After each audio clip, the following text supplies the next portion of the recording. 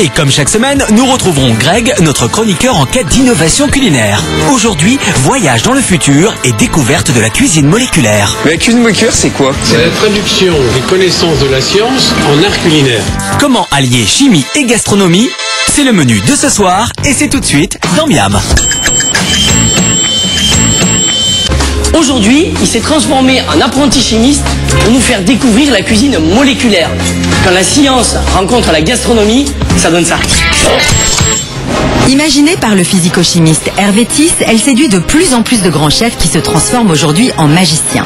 En alliant science et connaissances culinaires, formules chimiques et produits du marché, Ferran Adria ou encore Thierry Marx s'autorisent toutes les fantaisies. Pommes d'amour ou encore tarte au citron déstructurée pour une explosion de saveurs. Aujourd'hui, la cuisine moléculaire n'est plus réservée qu'aux professionnels. Grâce à ces coffrets d'apprentis chefs chimistes, vendus aux alentours de 30 €, on peut désormais tenter l'expérience à la maison. Greg a rendez-vous avec le chef qui les a mis au point. Aujourd'hui, je vais jouer les apprentis sorciers. J'ai rendez-vous dans le restaurant d'arrêt d'essai du parc. On y fait de la cuisine moléculaire. Il paraît qu'ils font fumer les assiettes. On va voir ça tout de suite. Oula! On est chez Harry Potter ici. C'est quoi, de la poudre de perlimpinpin? Et c'est pas dangereux ça pour la santé? Alors c'est de la vapeur d'eau. La cuisine moléculaire, ce serait donc envoyer des signaux de fumée. Mais la cuisine moléculaire, c'est quoi? C'est la traduction des connaissances de la science en art culinaire. Et moi aussi, je peux jouer avec vous? Je peux essayer? Ah bah oui, mais on va changer de tenue. Greg, le chimiste, va nous préparer un plat et un dessert avec les éléments chimiques livrés dans les kits de cuisine moléculaire.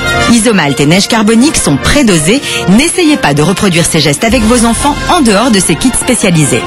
J'ai l'impression d'être retourné en cours de bio. Allez, c'est parti. Première leçon de magie avec un plat pour bluffer vos amis. Un foie gras emprisonné dans sa colonne de sucre. Abracadabra, c'est parti. Pour obtenir du caramel que l'on peut sculpter, il faut mélanger le glucose, un sucre caramélisant, l'isomalt, une autre forme de sucre, et de l'eau, puis porter le tout à 155 degrés très précisément. Pas de panique, tous les ingrédients sont d'origine naturelle, malgré leur nom étrange. Donc, à partir de cette préparation cristal de sucre, on va faire du spectaculaire. On dispose un cube de foie gras poêlé au centre d'une assiette et l'on étire le caramel pour obtenir la forme d'un donjon. Pour agrémenter le tout, un peu de fumée, bœuf de crapaud, jus de citrouille, mais surtout du foie gras. Et pour faire de la fumée, il suffit de déposer quelques glaçons de neige carbonique dans de l'eau. Mais est-ce que c'est bon ? Délicieux Noël. Et pour le dessert, Greg vous emmène dans l'espace. Pour réaliser une planète bleue, Greg teste la sphérification de billes bleues.